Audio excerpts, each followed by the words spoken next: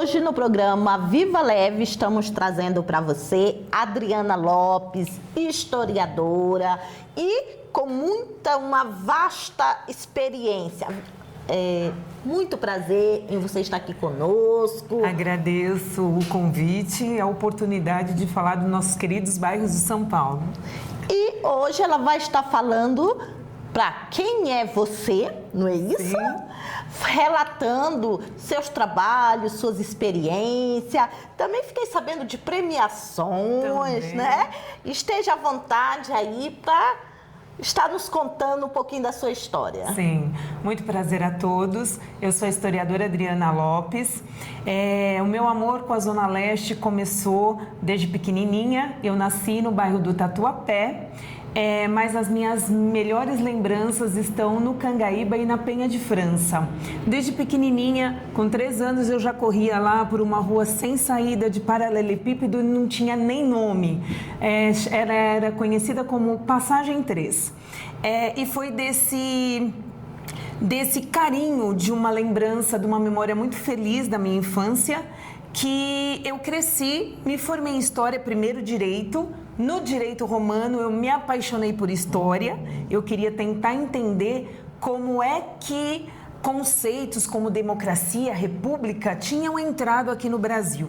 E prometi que eu faria História. No caso, como a sociedade funciona? Você queria pesquisar para poder observar e trazer projetos para a melhoria da sociedade. Seria isso?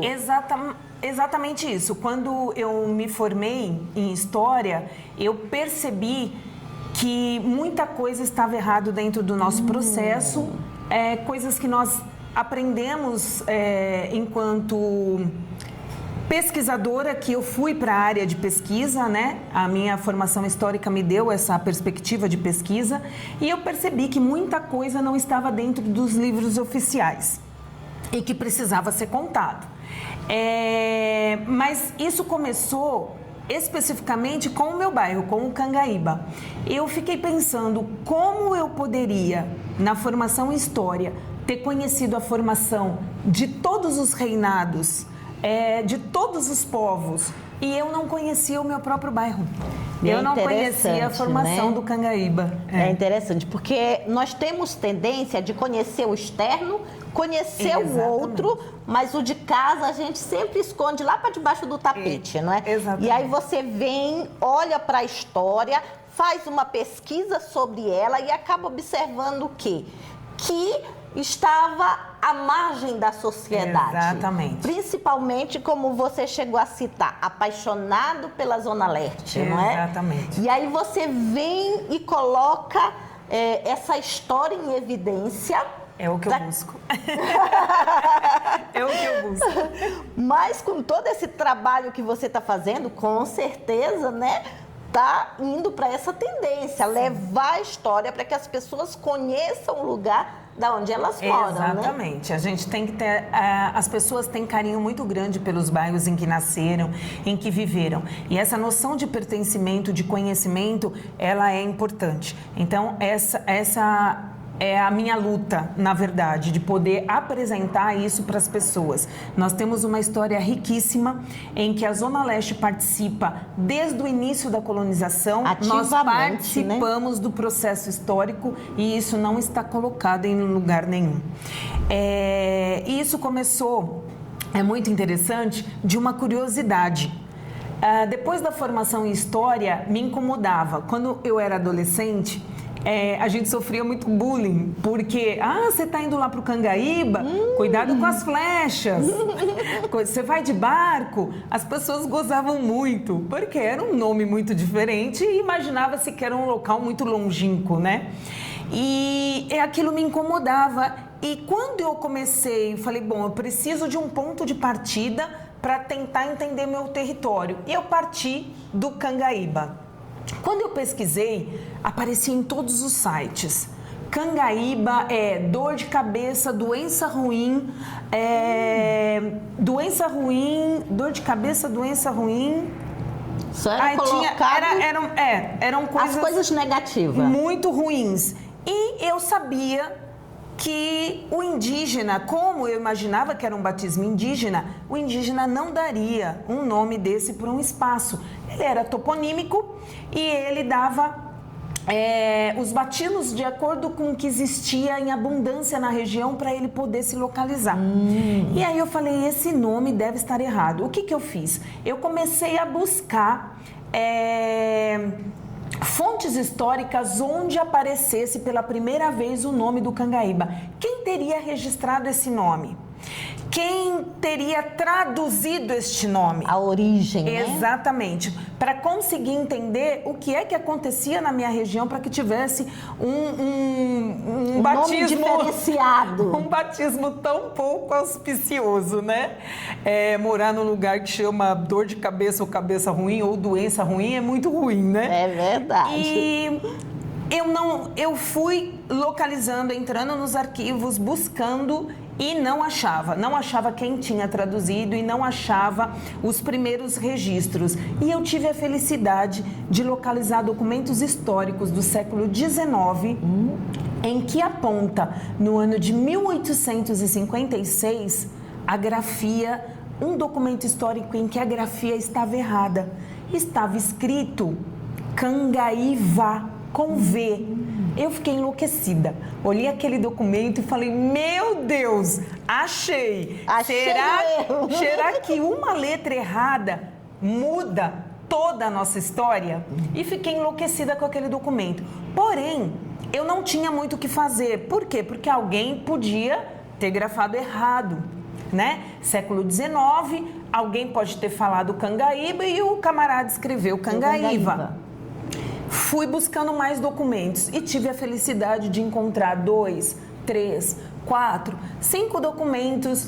Possuo terras lavradias na freguesia de Nossa Senhora da Penha de França, no Cangaíva.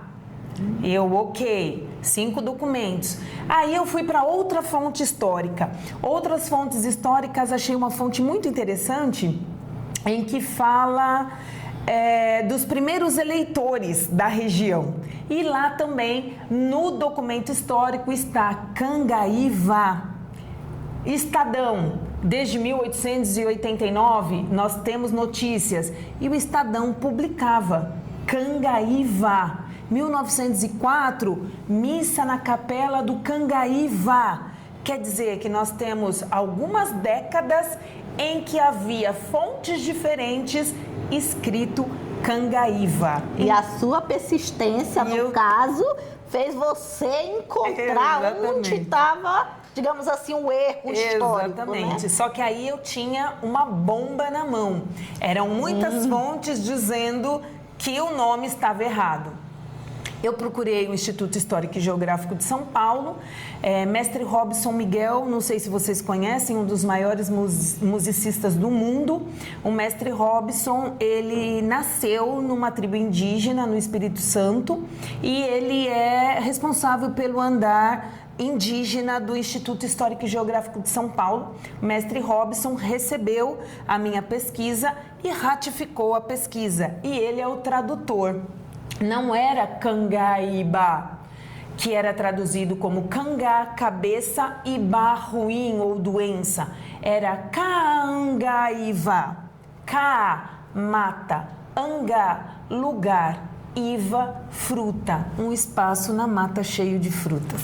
Olha o que interessante, né? Por causa de uma letra, se traduz em algo ruim, onde as pessoas absorvem isso para ela, que era um lugar ruim. E quando a gente tem essa tendência de absorver algo ruim, acaba trazendo mais coisas ruins, não é? Verdade. E aí você pega isso e traz, não é esse nome.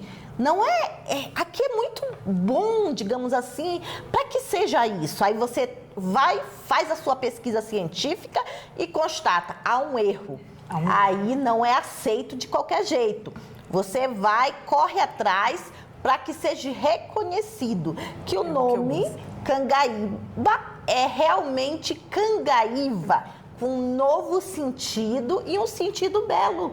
e muda toda a história. Muda tudo. Mudou toda a história e foi assim que eu comecei a ser reconhecida como historiadora da Zona Leste. Ai, que interessante. A partir daí, Ale, o que eu fiz?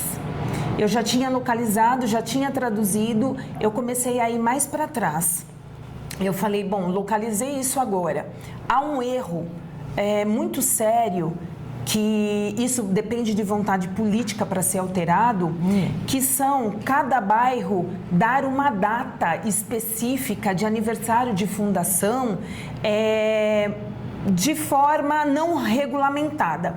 Os bairros que têm historiadores, eles tendem a dar a data de fundação a partir da primeira sesmaria, primeiro documento histórico que um bandeirante solicitou às nossas terras indígenas.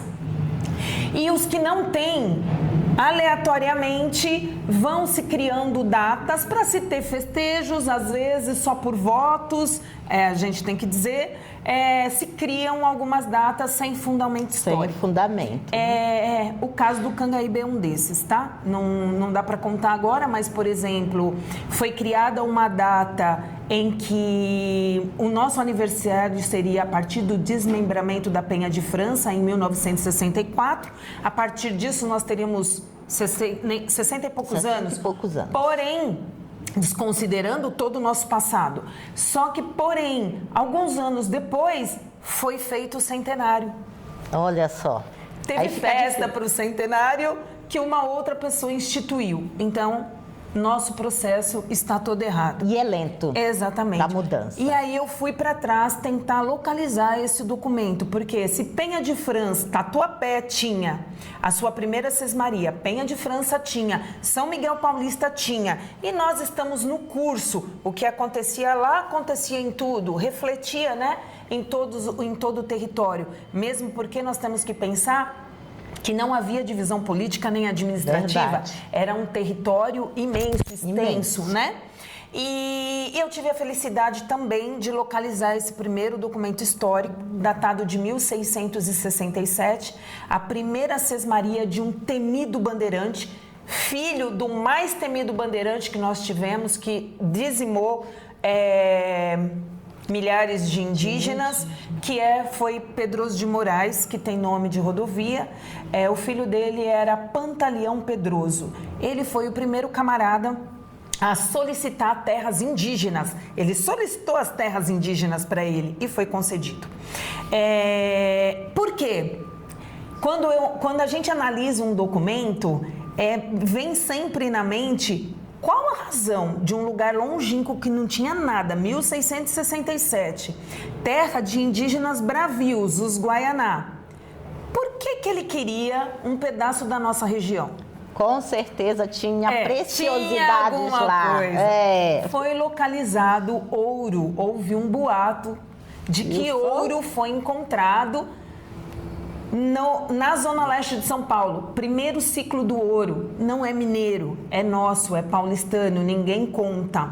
Esse ciclo do ouro surgiu às margens do Ticoatira, que é um ribeirão nosso hoje retificado, cimentado, poluído, né? Infelizmente. Disseram que tinha ouro no Ticoatira, em São Miguel Paulista e do lado de lá do antigo Anhembi. Anhembi hoje Tietê, tá? Então, do lado de lá, onde viviam os Guaru, que era o aldeamento dos Guaru, hoje Guarulhos, surgiu um boato que rapidamente os bandeirantes começaram a vir para o nosso espaço, aqui na Zona Leste. E aí surgiram algumas primeiras sesmarias às margens do Ticoatira e ali no Cangaíba. Tem toda uma pesquisa que eu conto no livro do Cangaíba, que se Deus quiser vai ser lançado até o final do ano. Eu conto essa história de como é que eu localizo esse mapeamento todo para poder mostrar esse ciclo e colocar também a Zona Leste dentro desse processo histórico. Interessante, né? É tempo, né, para se contar de várias vezes. Espero que tenhamos mais oportunidade para você estar desbravando a história para todos nós, né? E eu quero lhe parabenizar por essas pesquisas que nos conscientiza da nossa própria história, né? E eu gostaria que você deixasse aí as suas redes sociais, para que as pessoas possam estar pesquisando, estar conhecendo mais do seu trabalho. Sim. Eu estou iniciando agora justamente nas redes sociais para poder contar esse processo para vocês. Eu sou Adriana Lopes, historiadora. Se colocar dessa forma, vai aparecer em todas as plataformas. Dessa forma que eu sou reconhecida. É só colocar lá, Adriana Lopes, historiadora, no Facebook, TikTok, Instagram, que eu estarei lá. Adriana Lopes, muito obrigada pela sua presença e volte sempre para o nosso programa Viva Leve na TV Relacionamento, a TV mais perto de você.